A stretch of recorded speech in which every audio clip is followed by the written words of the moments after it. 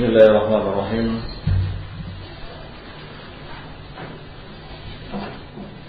Innal hamdalillah nahmaduhu wa nasta'inuhu wa nastaghfiruh wa na'udzu billahi min shururi anfusina wa sayyiati a'malina. May yahdihillahu fala mudilla lahu wa may yudlil fala hadiya lahu. Asyhadu an la ilaha illallah wahdahu la syarika lahu wa asyhadu anna Muhammadan 'abduhu wa rasuluh.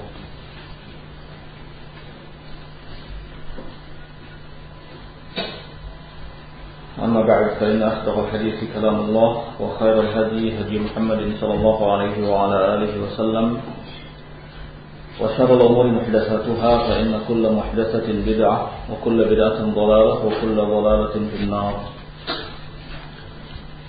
Alhamdulillah, insyaallah kita akan melanjutkan pembahasan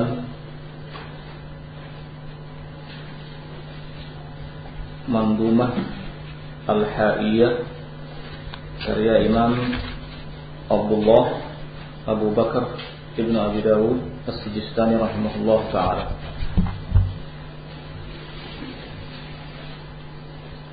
Pada kesempatan pertama tadi kita sampai pada bait yang kelima. Karena itu kali ini memasuki bait yang keenam. Qala rahimahullah ta'ala wa qul yatajalla Allahu lil khalqi jahratan kamal badru la yakhfa wa rabbuka awdahu. Wa qul, dan katakanlah, yatajalla Allah akan nampak terlihat lil khalqi, oleh makhluk, jahratan, dengan jelas, kamal badru, seperti bulan purnama, la yakhfa, tidak ada yang menutupinya,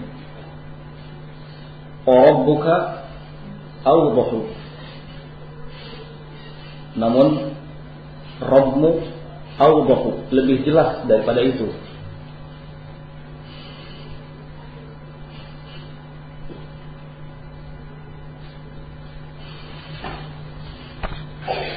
Ini isi bait yang ke-6.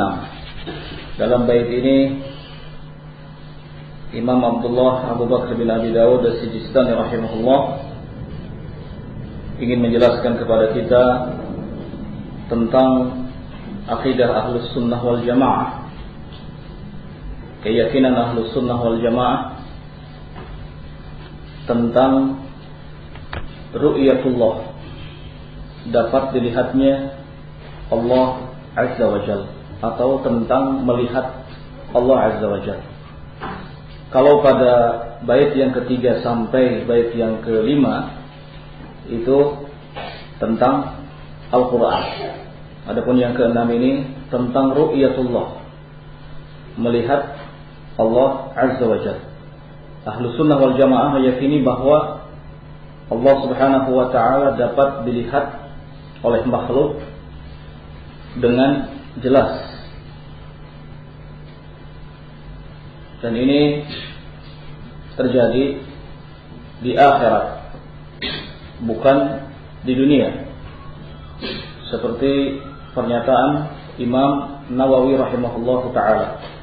Beliau mengutip kesepakatan Ahlus Sunnah wal Jamaah bahwa Allah Subhanahu wa ta'ala dapat dilihat oleh makhluk dengan jelas di akhirat.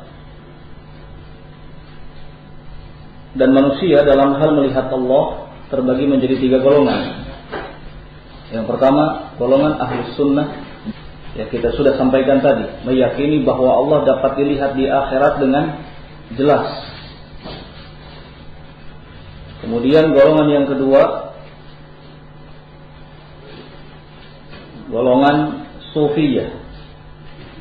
Mereka meyakini bahwa Allah Subhanahu wa ta'ala dapat dilihat,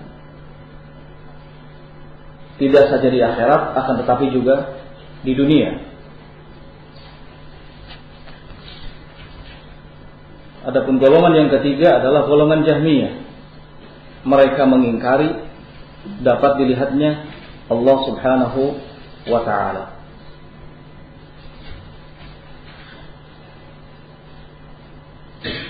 Di sini Imam Abdullah Abu Bakar bin Abi Dawud As-Sijistani menjelaskan akidah Ahlussunnah wal Jamaah. Wa qul yatajallallah lil khalqi jahratan. Katakanlah olehmu bahwa Allah akan dapat dilihat lil khalqi oleh makhluk jahratan secara jelas. Sekali lagi ini di akhirat, ya, bukan di dunia. Dan yang dapat melihat Allah Subhanahu wa taala di akhirat adalah kaum mukminin. Adapun orang-orang kafir, mereka tidak akan dapat melihat Allah Subhanahu wa taala seperti yang Allah firmankan di Quran surat Al-Mutaffifin, kalla innahum an rabbihim yauma idzin lamahjubun. Sekali-kali sesungguhnya mereka orang-orang kafir terhalang dari melihat Allah Subhanahu wa taala. Adapun orang-orang yang beriman, wujuhu yauma idzin nadhirah ila rabbiha nadhirah. Mereka dapat melihat Allah Subhanahu wa taala dengan jelas, bahkan itu adalah merupakan kenikmatan yang paling besar yang dirasakan oleh orang-orang yang beriman. Jadi yang mengingkari adanya ru'yatullah, yang mengingkari dapat melihatnya Allah Subhanahu wa taala adalah kaum Jahmiyah. Dan Imam Asy-Syafi'i rahimahullahu taala, beliau pernah mengatakan, siapa yang mengingkari ru'yatullah, dapat dilihatnya Allah Subhanahu wa taala, maka dikhawatirkan mereka tidak akan dapat melihat Allah Subhanahu wa taala di akhirat. Dan seperti yang disampaikan tadi, bahwa dapat melihatnya Allah Subhanahu wa taala di akhirat adalah kenikmatan yang paling besar yang dirasakan oleh kaum yang beriman. Oleh karena itu, salah satu doa yang harus selalu kita panjatkan kepada Allah Subhanahu wa taala adalah doa permohonan, permintaan agar kita dapat melihatnya di akhirat nanti. Allahumma inna nas'aluka ladzatan nazar ila wajhika. Ya Allah, kami memohon kepadamu kenikmatan dapat melihat wajahmu yang mulia. Ini doa yang harus kita panjatkan di setiap waktu kita. Kemudian disebutkan dalam bait tadi, kamal badru. Allah dapat dilihat dengan jelas, kamal badru, seperti bulan purnama. Seperti bulan purnama. Ini merujuk kepada hadis di mana Nabi sallallahu alaihi wasallam mengatakan, innakum satarawna rabbakum kama tarawnal qamar lailatal badri. Sesungguhnya, kata Nabi, kalian akan dapat melihat Rabb kalian seperti kalian melihat bulan di malam purnama. Kalian akan melihat Rabb kalian seperti kalian melihat bulan di malam purnama. Bukan berarti Allah seperti bulan, akan tetapi dalam hal kejelasannya, ya, dalam hal kejelasannya. Karena itulah dikatakan kamal badru la yakhfa wa rabbuka awdahu. Seperti bulan purnama, tidak ada yang menghalangi, namun Rabbmu dapat dilihat dengan lebih jelas daripada itu. Selanjutnya, walaysa bimauludin walaysa biwalidin. Walaysa, dia Allah bukan bimauludin yang dilahirkan, walaysa biwalidin, dan dia Allah bukan yang melahirkan. Walaysa, dan tidak ada lahu baginya syibhun, sesuatu yang serupa. Ta'ala al-musabbahu, Ta'ala maha tinggi Allah Subhanahu wa ta'ala, al-musabbah, yang senantiasa disucikan.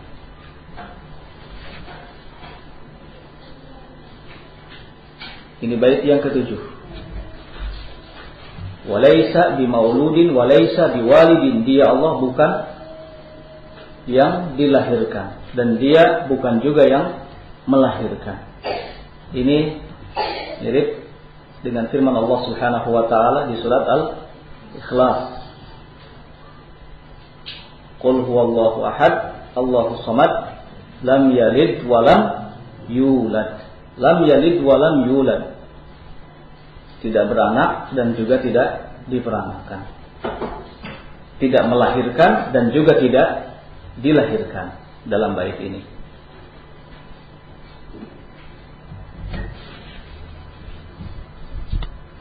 Kemudian walaysa lahu syibhun. Dia Allah Subhanahu wa taala tidak ada yang serupa dengannya. Tidak ada yang mirip dengannya. Tidak ada yang sama persis dengannya. Ya. Dan ini sebagai atau bait yang ke-6 ini sebagai penegasan bagi akidah Ahlussunnah wal Jamaah dalam hal menetapkan sifat bagi Allah Subhanahu wa taala, di mana mereka menetapkan sifat bagi Allah Subhanahu wa taala sesuai dengan keagungan dan kebesaran Allah. Ahlussunnah wal Jamaah ketika menetapkan sifat tidak menyerupakan dengan sifat makhluknya.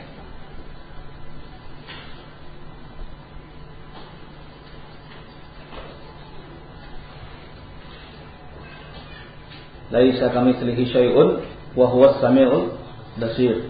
Dia Allah Subhanahu wa taala tidak serupa dengan sesuatu apapun dan dia Allah Maha mendengar lagi Maha melihat.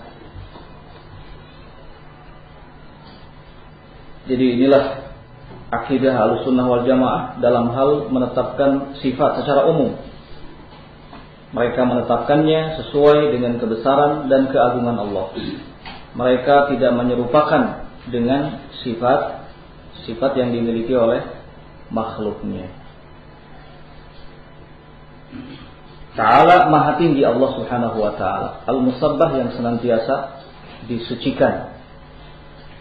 Dan penting bagi kita semua untuk selalu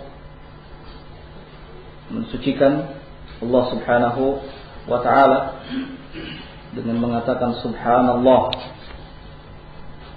sebuah kalimat yang ringan di lisan akan tetapi mempunyai kandungan yang sangat besar. Kemudian berikutnya bait yang ke-8, qala wa qad yunkiru al-jahmiyyu hada.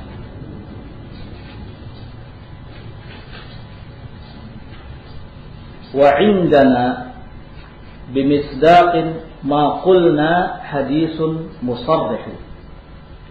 Wa qad yunkiru, dan sungguh telah mengingkari al-jahmiyyu, kelompok Jahmiyah, dan sungguh telah mengingkari kelompok Jahmiyah hada, persoalan ini. Apa yang dimaksud? Apa yang dimaksud? Apa yang dimaksud dalam bait yang ke-8 ini? Wa qad yunkiru al-jahmiyyu hada, dan sungguh telah mengingkari kelompok Jahmiyah hada, persoalan ini. Apa itu? Apa? Bukan ru'yatullah, ya, ru'yat Allah.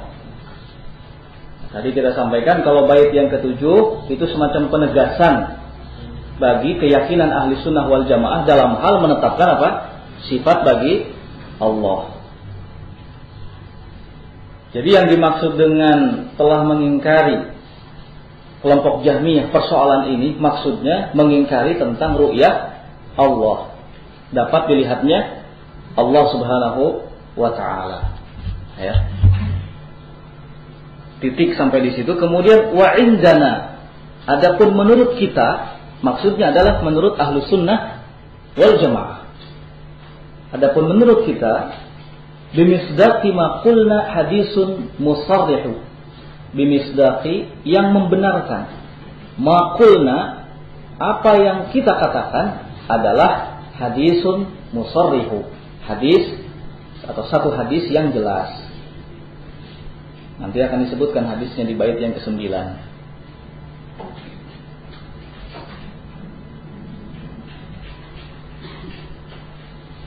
Jadi sekali lagi, bait yang ke-8 penjelasan bahwa orang-orang Jahmiyah mengingkari ru'yatullah, dapat dilihatnya Allah Subhanahu wa taala. Adapun Ahlus Sunnah wal Jamaah tidak. Mereka mengatakan wa indana, adapun menurut kami, maksudnya Ahlus Sunnah wal Jamaah.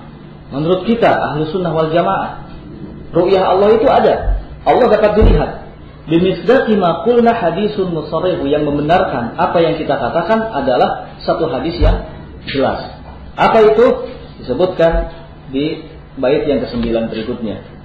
Rawahu Jarirun an maqali Muhammadin, yaitu rawahu Jarir, hadis yang diriwayatkan oleh sahabat Jarir, an maqali Muhammadin, dari perkataan Muhammad sallallahu alaihi wa ala alihi wasallam.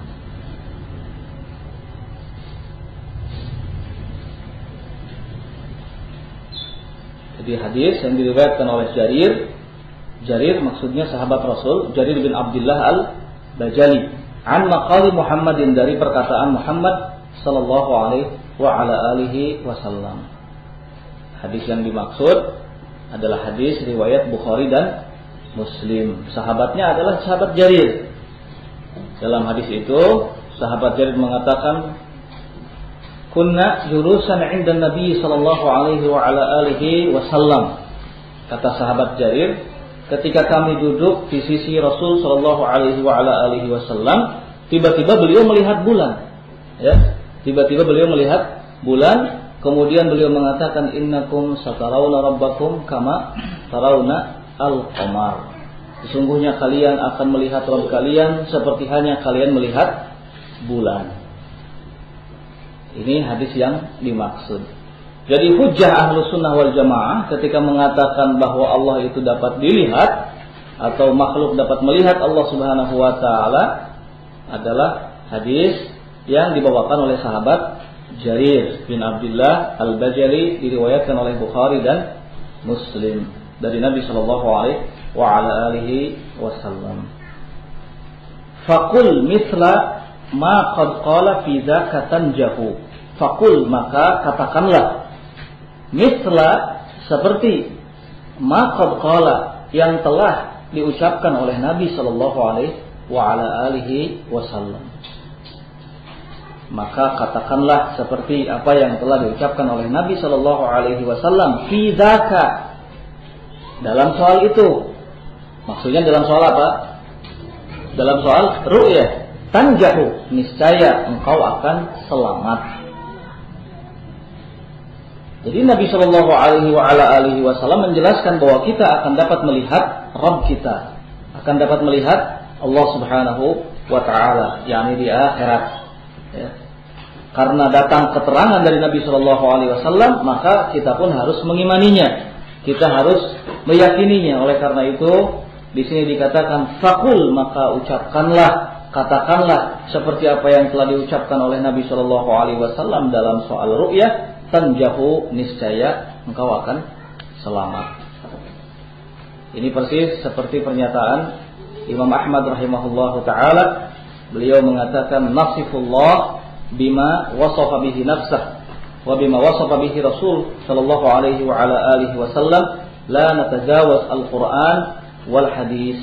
Kata Imam Ahmad, kita menyifati Allah seperti yang telah Allah sifatkan untuk dirinya dan telah disifatkan oleh Nabi sallallahu alaihi wa ala alihi wasallam. Kita tidak melewati Al-Qur'an, tidak juga melewati keterangan hadis Nabi sallallahu alaihi wa ala alihi wasallam.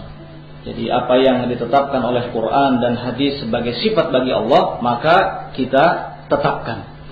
Kita tidak melewati keterangan dari Quran dan dari hadis Rasul sallallahu alaihi wa ala alihi wasallam.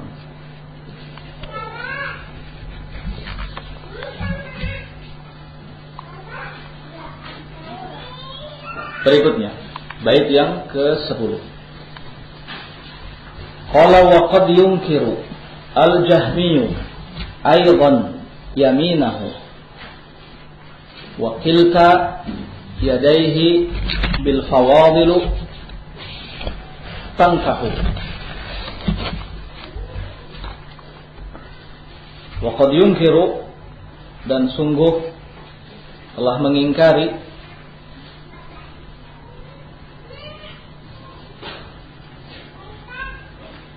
al-Jahmiyyu aydan yaminahu, dan sungguh telah mengingkari lagi-lagi al-Jahmiyyu, kelompok Jahmiyah, yaminahu, tentang kanannya Allah Subhanahu wa ta'ala. Wa kilta yadayhi bil fawadil tanfahu, dan kedua tangannya Allah Subhanahu wa ta'ala bil fawadil, dengan segala keutamaannya, tanfahu, senantiasa memberi.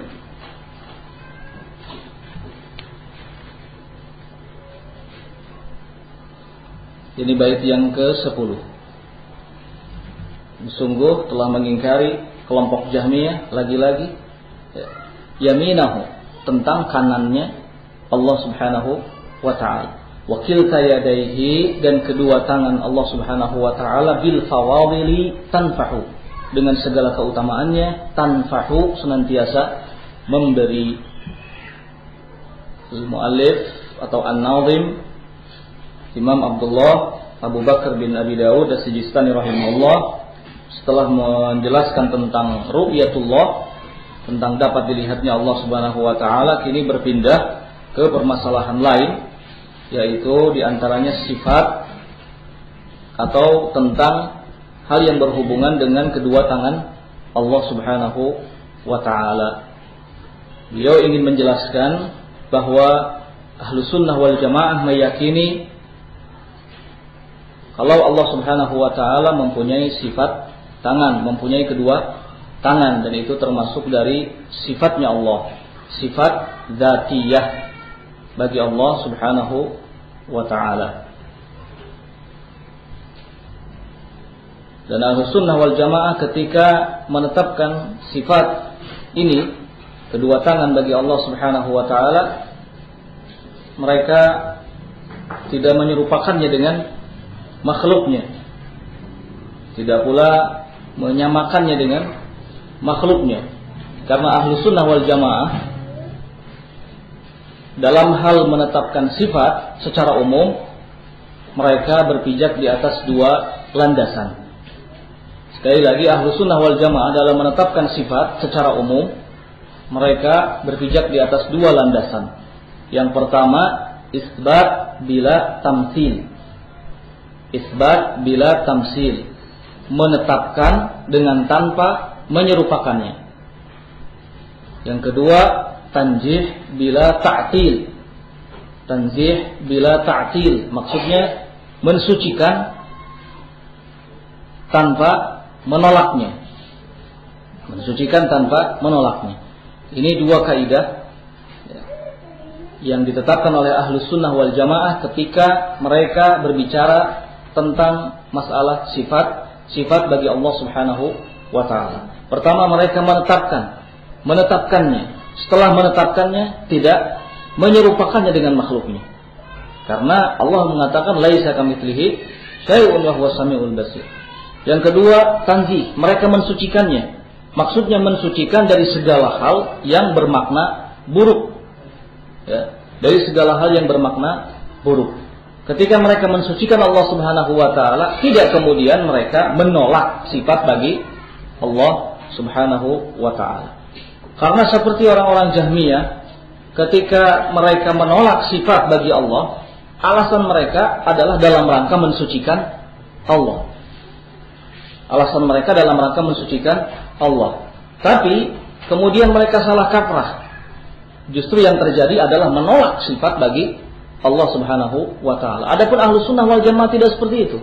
Mereka menetapkan sifat bagi Allah, tidak menyerupakannya dengan makhluknya. Mereka mensucikan Allah dan tidak menolak sifat bagi Allah Subhanahu wa ta'ala. Karena dalam Al-Quran sudah jelas Allah banyak menetapkan tentang sifatnya. Ya, ini harus ditetapkan, kemudian harus disucikan. Tapi tidak kemudian menolak sifat bagi Allah Subhanahu wa taala. Ya. Tentang kedua tangan Allah Subhanahu wa taala dalam Al-Qur'an juga Allah menyebutkan bal yadahu mabsutatan, misalnya firman Allah bal yadahu mabsutatan, justru kedua tangan Allah Subhanahu wa taala senantiasa terbentang. Kemudian juga ayat yang menyebutkan ma mana'aka antas juda lima khalaqtu biyadai. Allah berkata kepada iblis, kenapa engkau enggan untuk sujud kepada yang telah kuciptakan dengan kedua tanganku. Jadi kalimat-kalimat yang isinya penjelasan tentang kedua tangan sudah disampaikan oleh Allah Subhanahu wa taala di dalam kitabnya. Kemudian juga ada hadis di mana Nabi Shallallahu Alaihi Wasallam menyebutkan wakilta yadaihi yaminun, kedua tangan Allah Subhanahu Wa Taala yamin, kanan, seperti diriwayatkan oleh Imam Muslim rahimahullahu taala.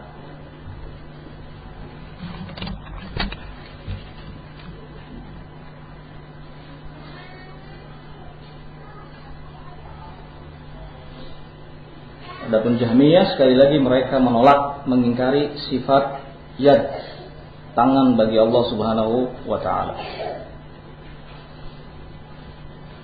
Qala bait yang ke-11, wa qul yanzilu al-jabbaru fi kulli lailatin bila kaifin jallal wahidu al-mutamaddihu. Wa qul, dan katakanlah, yanzilu akan turun Al-Jabbaru, maksudnya Allah Subhanahu wa ta'ala, fi kulli lailatin, di setiap malam, bila kaifin, tanpa ada keterangan bagaimana bentuknya. Jalla al-wahidu, maha agung, al-wahidu yang maha esa, al-mutamaddihu yang senantiasa dipuji.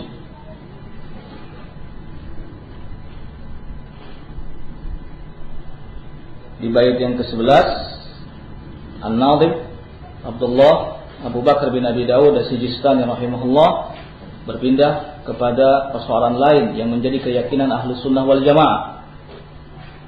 Setelah tadi tentang kedua tangan bagi Allah dan tentang kanannya Allah Subhanahu wa taala, berikutnya adalah tentang nuzul, turunnya Allah Subhanahu wa taala di setiap malam, ya. Turunnya Allah Subhanahu wa taala di setiap malam. Wa qul yanzilu al-jabbaru fi kulli lailatin, katakanlah bahwa akan turun al-jabbar, Allah Subhanahu wa taala. Jabbar ini termasuk salah satu nama dari nama-nama Allah Subhanahu wa taala, seperti dimuat oleh Allah penyebutannya di Quran surat Al-Hasyr ayat yang ke-23. Katakanlah akan turun Al-Jabbar, Allah Subhanahu wa taala, fi kulli lailatin, di setiap malam. Ini penjelasan akan turunnya Allah di setiap malam. Ahlus Sunnah wal Jamaah meyakini kalau turunnya Allah termasuk salah satu dari sifatnya. Mereka menyebutnya dengan istilah sifat nuzul, sifat turunnya Allah Subhanahu wa ta'ala.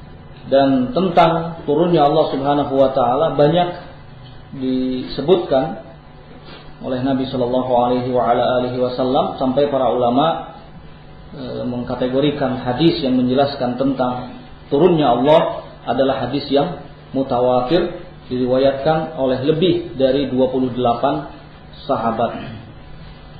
Semuanya meriwayatkan hadis tentang turunnya Allah Subhanahu wa taala. Yanzilu Rabbuna ila sama'id dunya. Rabb kita, kata Nabi sallallahu alaihi wasallam, akan turun ke langit dunia. Ini diriwayatkan oleh 28 lebih sahabat Nabi sallallahu alaihi wasallam.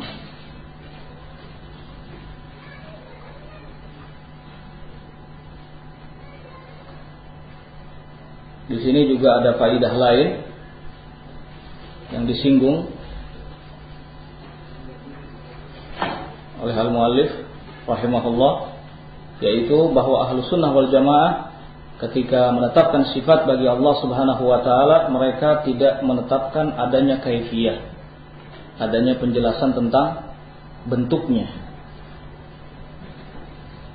Seperti pernyataan Imam Malik rahimahullah, al-kaif majhul, tentang kaifiyah, tentang bagaimana bentuk dari sifat Allah subhanahu wa ta'ala itu majhul, tidak diketahui karena memang tidak dijelaskan kepada kita semua. Wassu'alu anhu bid'ah, bertanya tentang bagaimana bentuk dari sifat Allah subhanahu wa ta'ala adalah pertanyaan yang bid'ah, karena memang belum pernah ditanyakan sebelumnya oleh para sahabat, para tabi'in atau para tabi'ut tabi'in. Yang ada mereka semua hanyalah mengimani.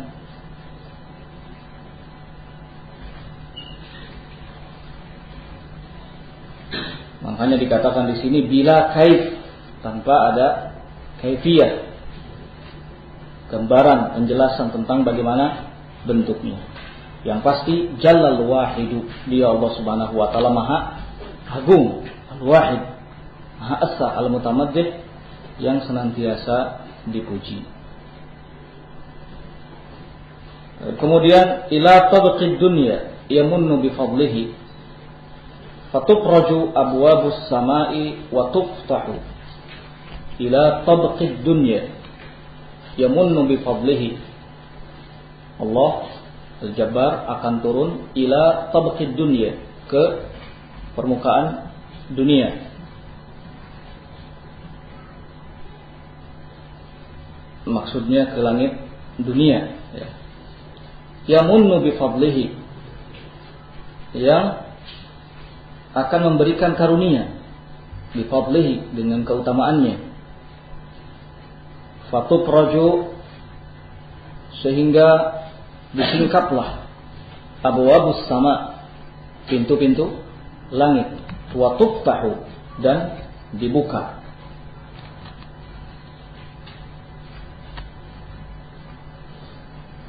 Bait yang ke-12 ini sebagai pelengkap dari bait yang ke-11. Dalam bait yang ke-11 tadi disebutkan bahwa akan turun Al-Jabbar, Allah, di setiap malam. Bila kaif, tanpa ada berita tentang bagaimana bentuknya. Jalla, maha agung, al-wahidu, maha asa, al-mutamaddih, yang senantiasa dipuji. Ila tabqid dunia, turun ke langit dunia. Yamunnu bi fadlihi, akan memberi karunia dengan keutamaannya. Fatukraju abwabus sama, sehingga akan disingkaplah pintu-pintu langit. Wa tuftahu, dan akan dibuka.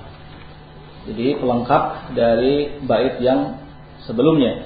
Adapun penjelasan ketika Allah turun akan disingkap pintu-pintu langit dan akan dibuka pintu-pintu langit, ini seperti yang dikabarkan oleh Nabi Shallallahu Alaihi Wasallam dalam hadis riwayat Ahmad dari sahabat Ibnu Mas'ud.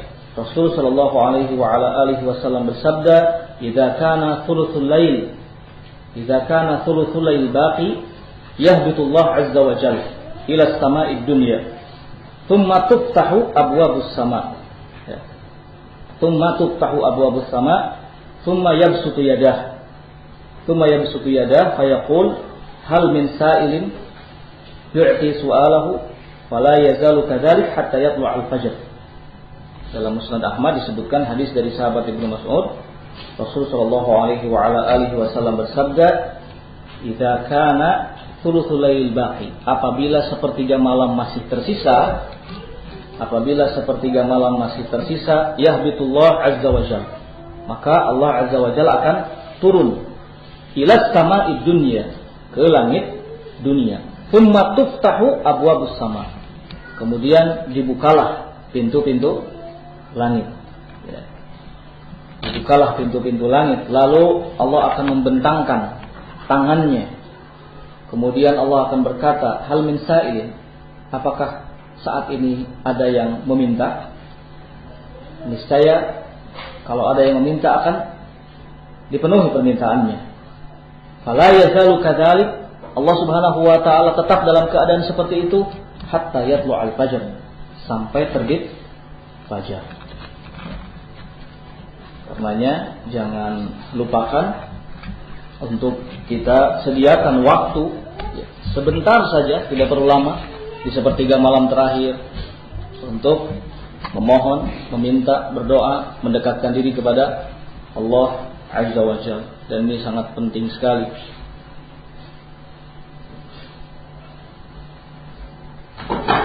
Kemudian bait yang ke-13. Yaqulu ala mustaghfirun yalqa ghafiran wa mustamihun khairan wa rizqan fa'amnahu atau fayumnahu, di cetakan yang lain fayumnahu, dan sepertinya lebih pas kalau fayumnahu.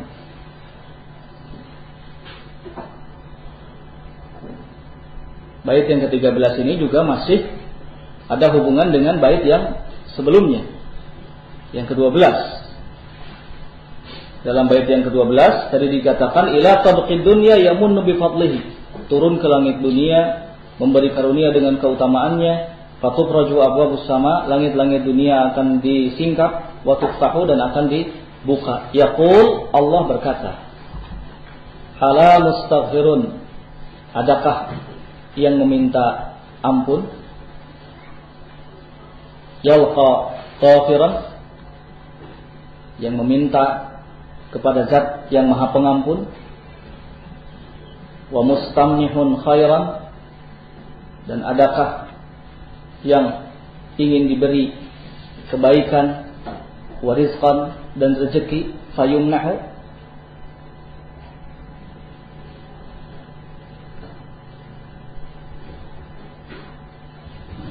adakah yang ingin minta diberi kebaikan dan rezeki, fayumnahu, sehingga akan diberikan kepadanya.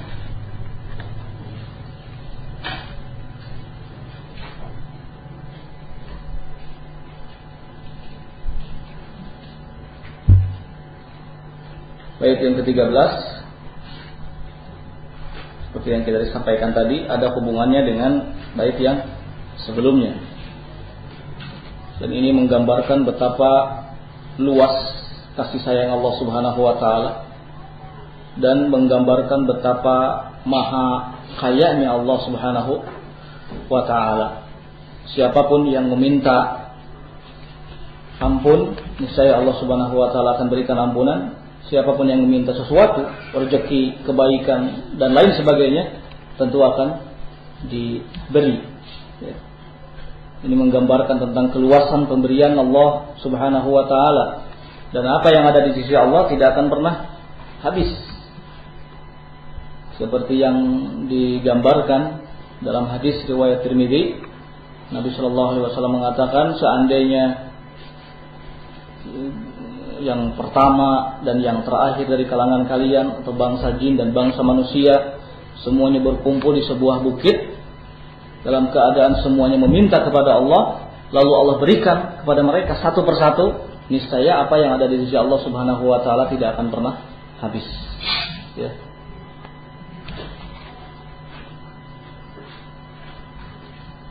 Ya ayyuhan nas antumul fuqara wallahu ghaniyyun hamid. Wahai sekalian manusia, sungguhnya kalian itu fakir, sedangkan Allah Subhanahu wa taala maha kaya. Karena itu jangan lupakan untuk kita selalu meminta kepada Allah Subhanahu wa taala. Seorang penyair mengatakan, Allahu yaghdabu in tarakta su'alahu wan nasu hina yus'alu yaghdabu. Allah marah kalau kamu tinggalkan meminta kepadanya, tetapi manusia ketika dipinta ia akan marah. Itu bedanya, ya, antara manusia dengan Allah Subhanahu wa taala. Jadi kita harus banyak meminta, memohon itu kepada Allah. Justru kalau kita tidak memohon kepadanya, kita tidak pernah berdoa kepadanya, Allah akan murka, Allah akan marah. Bahkan Nabi sallallahu alaihi wasallam juga menegaskan, a'jazun nas man ajiza 'anid du'a wa abkhalun nas man bakhila salam. dalam hadis riwayat Bukhari, ada belum mufrad dan diriwayatkan juga oleh yang lain, disahihkan oleh Syekh Al-Albani rahimahullah, bahwa manusia yang paling tidak berdaya adalah manusia yang tidak mampu untuk berdoa, dan manusia yang paling bakhil adalah manusia yang bakhil dari mengucapkan kata salam. Jadi siapa yang tidak pernah berdoa kepada Allah Subhanahu wa taala, dia dicap sebagai manusia yang paling tidak berdaya. Karena berdoa sesuatu yang mudah, ya. Tidak membutuhkan energi, tidak capek, tidak akan lelah. Untuk itu bersungguh-sungguhlah dalam berdoa kepada Allah Azza wa Jalla. Kemudian rawat dzaka qaumun la yurad ala khaba qaumun kadzabuhum wa qabbihu.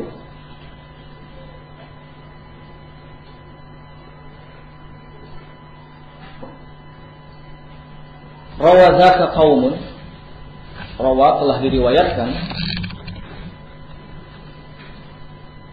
dzaka tentang hal itu. Maksudnya tentang apa? Telah diriwayatkan, rawa, telah diriwayatkan dzaka tentang hal itu. Maksudnya hal apa?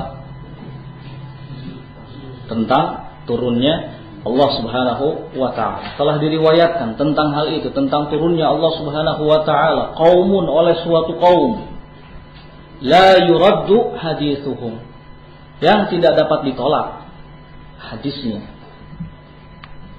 Yang tidak dapat ditolak hadisnya. Ala khaba qaumun kadzabuhum. Ketahuilah, khaba qaumun, sungguh rugi, qaumun, suatu kaum, kadzabuhum, yang telah mendustakannya, wa qabbihu, dan telah menjelekkannya.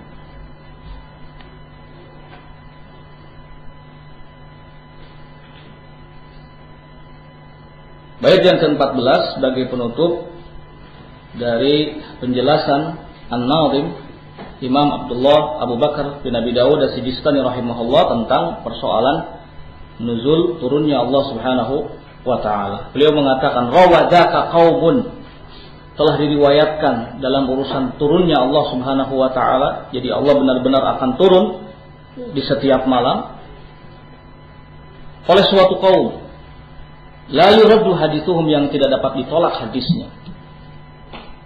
Artinya yang meriwayatkan mereka adalah orang-orang yang adil, thiqat, terpercaya. Para sahabat Rasul sallallahu alaihi wa ala alihi wasallam. Berapa orang yang meriwayatkan tentang sifat nuzul? 28 lebih, ya. Oleh karena itu tidak bisa ditolak hadisnya. Mau tidak mau harus diterima. Ya.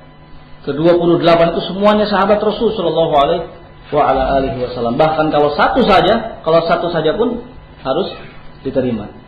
Ya, apalagi ini jumlahnya 28 lebih sahabat yang meriwayatkan hadis tentang turunnya Allah Subhanahu wa taala. Karena itu, khaba, ketahuilah sungguh sangat rugi.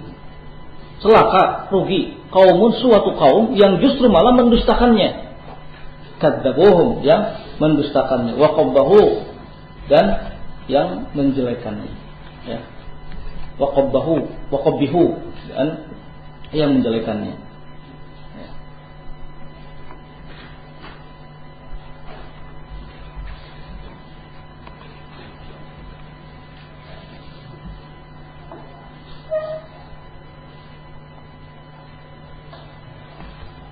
Baik, selanjutnya bait yang ke-15. Wa qul inna khairan nasi ba'da Muhammadin wazirahu qadaman thumma Utsman arjahu. Wa qul, dan katakanlah,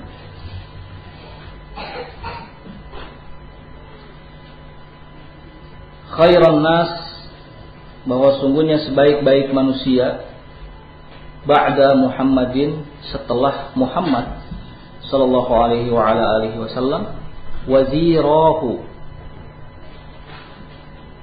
adalah dua orang wakilnya, menterinya.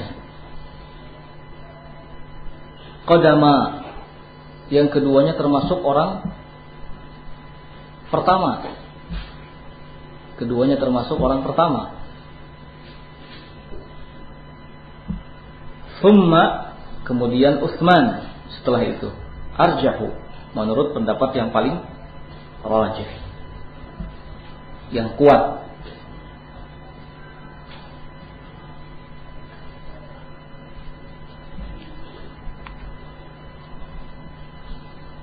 Bait yang ke-15 ini adalah bait yang isinya tentang keyakinan Ahlus Sunnah wal Jamaah terhadap para sahabat Nabi sallallahu alaihi wasallam. Tentang Al-Qur'an selesai ya disebutkan. Kemudian tentang ru'yah selesai disebutkan. Tentang sifat kedua tangan juga sudah disebutkan. Tentang nuzul, turunnya Allah subhanahu wa ta'ala juga disebutkan. Dan yang mengingkari semua sifat yang disebutkan tadi juga disinggung, baik Jahmiyahnya atau Mu'tazilahnya atau Asy'ariyah dan Kullabiyahnya. Termasuk juga yang mengingkari tentang ru'yah, tentang nuzul adalah Mu'tazilah. Ya. Tadi belum disampaikan, yang mengingkari tentang nuzul adalah Mu'tazilah. Kalau Jahmiyah memang secara umum mereka menolak sifat bagi Allah subhanahu wa ta'ala. Sudah ma'ruf kalau Jahmiyah seperti itu. Kalau Mu'tazilah menetapkan sebagiannya, menolak sebagiannya. Dan nuzul, sifat nuzul, turunnya Allah subhanahu wa ta'ala termasuk yang diingkari oleh Mu'tazilah. Padahal orang-orang Mu'tazilah ini termasuk orang-orang yang meyakini kalau akidah itu harus ditetapkan melalui hadis yang mutawatir. Tapi kenapa ketika ada hadis yang mutawatir justru mereka tolak?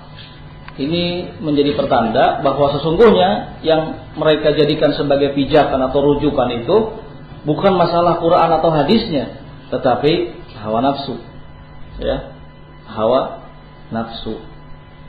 Mereka mengatakan akidah harus dibangun dengan dalil hadis yang mutawatir, itu hanya sekedar subhat saja. Karena pada kenyataannya apa yang mereka nyatakan tidak sesuai dengan sesungguhnya.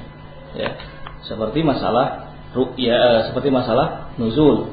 Masalah nuzul diriwayatkan oleh hadis yang mutawatir, tetapi ditolak oleh kaum Mu'tazilah.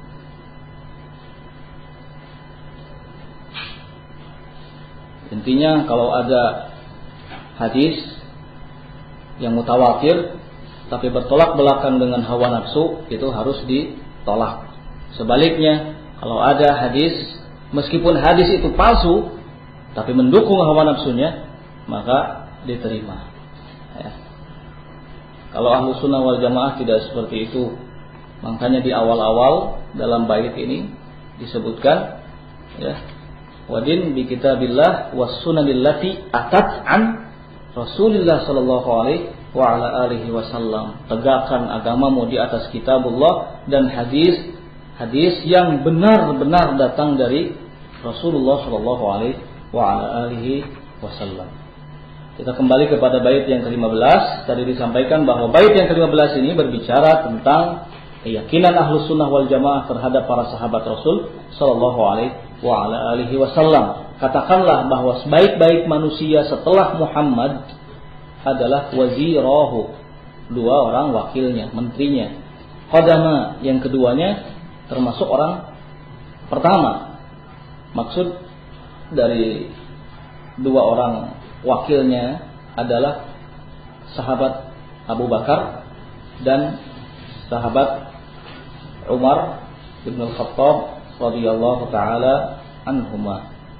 Jadi manusia terbaik setelah Nabi sallallahu alaihi wasallam adalah sahabat Abu Bakar As-Siddiq dan sahabat Umar bin Al-Khattab radhiyallahu taala anhuma. Di dalam hadis yang diriwayatkan oleh Imam Bukhari dan Muslim, sahabat Abdullah bin Amr bin As pernah bertanya kepada Rasul sallallahu alaihi wasallam, "Man ahabbun nas ilaik?" Siapa orang yang paling engkau cintai? Beliau sallallahu alaihi wasallam menjawab, Aisyah. Kemudian sahabat Abdullah bin Amr bin As bertanya lagi, kalau dari kalangan laki-laki? Beliau Rasulullah sallallahu alaihi wasallam menjawab, Abu Bakar. Kemudian setelah itu beliau menjawab Umar ibnul Khattab radhiyallahu taala anhuma. Jadi jelas Abu Bakar dan Umar adalah dua orang sahabat yang dinyatakan sebagai manusia terbaik setelah Nabi sallallahu alaihi wasallam. Kemudian dalam hadis lain dari sahabat Ibnu Umar, beliau juga pernah mengatakan bahwa kami biasa mendahulukan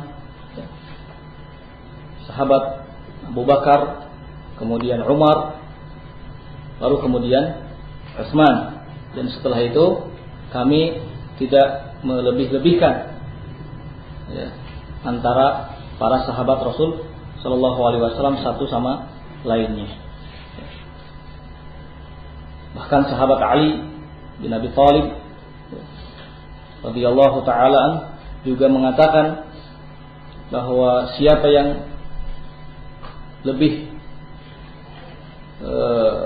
siapa yang melebihkan aku di atas Abu Bakar, niscaya aku akan cambuk dia seperti hukuman yang diberikan kepada yang berbuat kedustaan. Jadi pernyataan-pernyataan itu menunjukkan bahwa tidak bisa terbantahkan lagi kalau sahabat Abu Bakar dan Umar termasuk manusia terbaik sepeninggal Nabi sallallahu alaihi wasallam. Qala thumma Utsman. Kemudian setelah sahabat Abu Bakar dan Umar adalah sahabat Utsman bin Affan radhiyallahu taala anhum ajmain.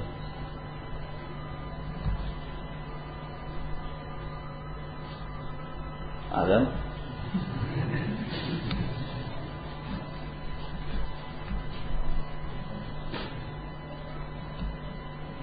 Qala wa rabi'uhum khairul bariyati ba'dahu. Bait yang ke-16.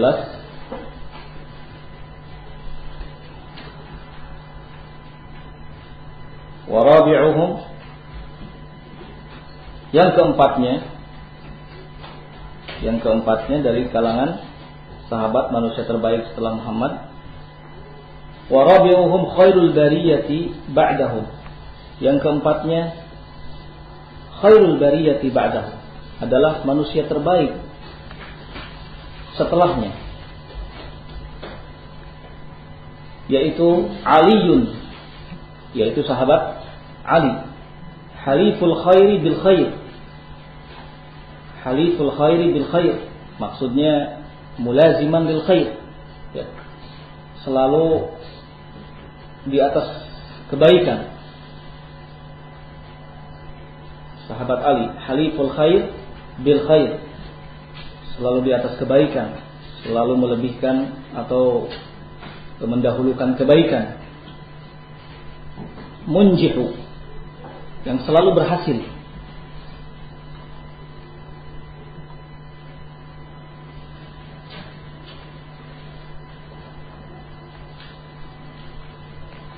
Bait yang ke-16 ini ingin menjelaskan kepada kita bahwa urut-urutan khalifah itu menunjukkan urutan kebaikan, menunjukkan urutan keutamaan. khalifah Rasul, yang paling pertama adalah Abu Bakar. Berarti yang paling utama adalah sahabat Abu Bakar, kemudian yang kedua Umar, yang ketiga Utsman, dan yang keempat Ali. Jadi urut-urutan khalifah itu menggambarkan urutan keutamaan dan kelebihan. Ya. Abu Bakar, kemudian Umar, kemudian Utsman, lalu Ali bin Abi Thalib. Bahkan Imam Ahmad rahimahullah ta'ala mengatakan, siapa yang lebih mendahulukan Ali daripada sahabat Abu Bakar dan Umar, maka ketahuilah bahwa dia mubtadi'un, fasikun. Mubtadi' fasik. Ini pernyataan Imam Ahmad rahimahullah ta'ala. Rafidhi. Mubtadi' fasik, Rafidhi. Termasuk golongan Rafidah.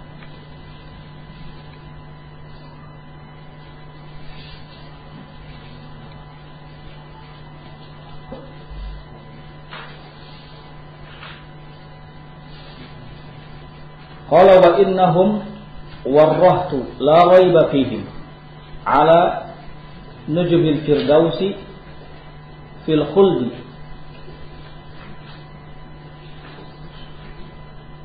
Dalam naskah lain bin nuri, bukan fil khuldi tapi bin nuri tasrahu.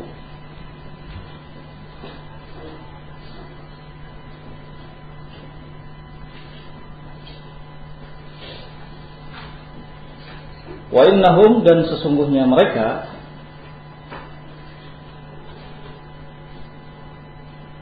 di sini warrohtu, dalam naskah lain larrohtu, dan yang benar larrohtu. Wa innahum larrohtu, bukan warrohtu.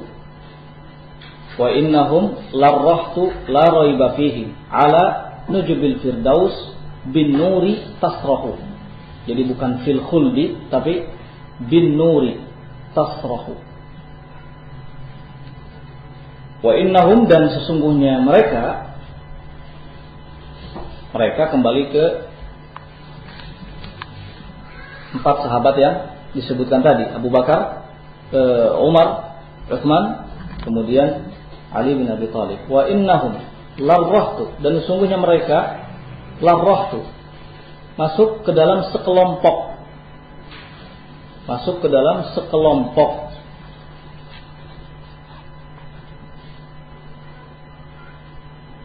La raiba fihim, yang tidak ada keraguan tentangnya.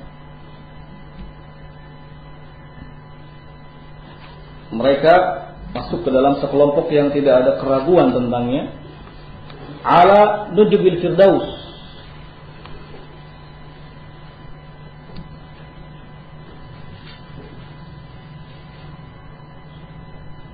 ala nujubil firdaus, yang akan berada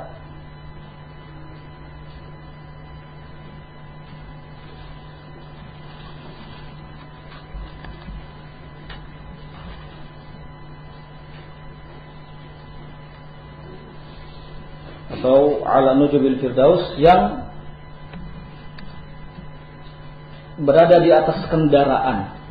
Nujub berada di atas kendaraan. Al-firdaus, di surga, yang berada di atas kendaraan di surga. Bin nuri tasrahu, dengan cahaya tasrahu, kendaraan itu berjalan.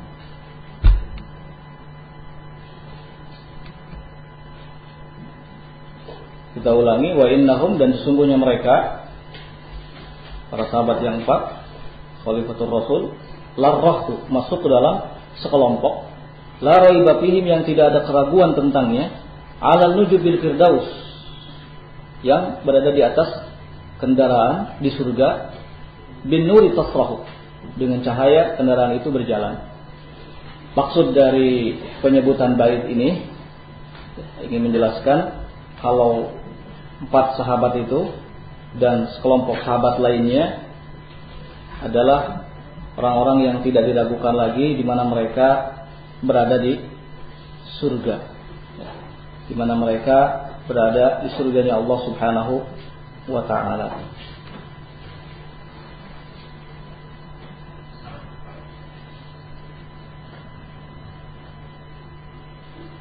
Kemudian bait yang ke-18, Sa'idun wa Sa'dun wa ibnu Aufin wa Amiru Fahrin wa Zubairu. Sa'idun wa Sa'dun wa ibnu Aufin wa Talhatan wa Amiru Fahrin wa Zubairul Mumaddahu. Sa'id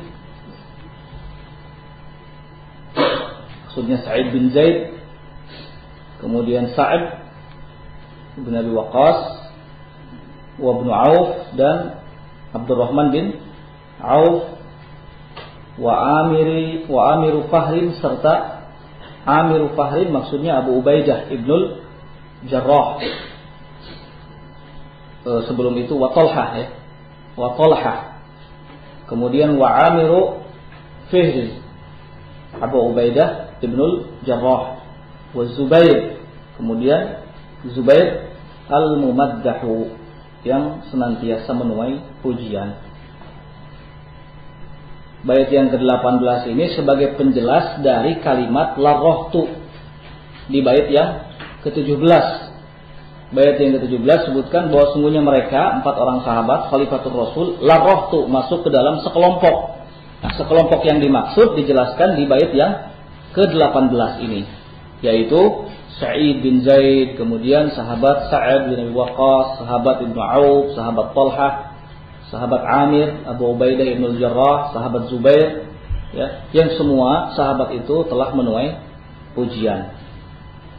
Inilah yang dimaksud dengan 10 orang mubasysyiruna bil jannah, 10 orang yang mendapat kabar gembira masuk ke dalam jannah.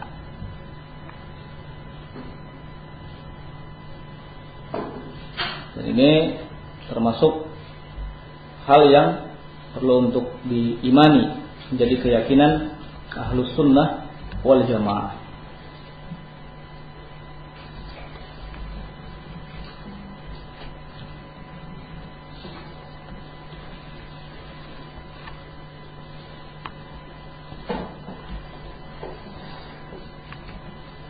Hadis yang menjelaskan bahwa para sahabat 10 orang yang disebutkan di sini masuk ke dalam jannah sangat banyak sekali, ya.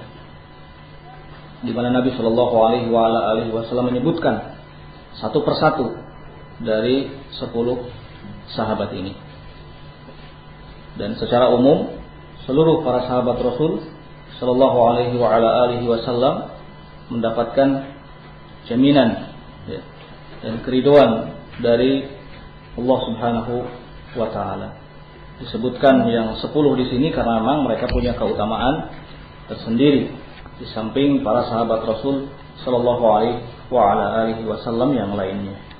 Dalam hadis riwayat Tirmidzi dari Abdurrahman bin Auf, Nabi Sallallahu Alaihi Wasallam menyebutkan bahwa Abu Bakar fil jannah, kemudian Umar fil jannah, kemudian Utsman fil jannah, kemudian Ali fil jannah, Sa'id fil jannah, Sa'ad fil jannah, kemudian Ibnu Auf fil jannah, Abu Ubaidah bin Jarrah fil jannah, Talhah fil jannah, Zubair fil jannah. Disebutkan satu persatu dalam hadis riwayat Tirmidzi dari sahabat Abdurrahman bin Auf, semoga Allah Subhanahu wa taala meridhoinya. Insyaallah kita cukupkan dulu sampai di sini, nanti dilanjut lagi. Subhanakallahumma wa bihamdika asyhadu an la ilaha illa anta astaghfiruka wa atubu ilaik. Walhamdulillahirabbil alamin.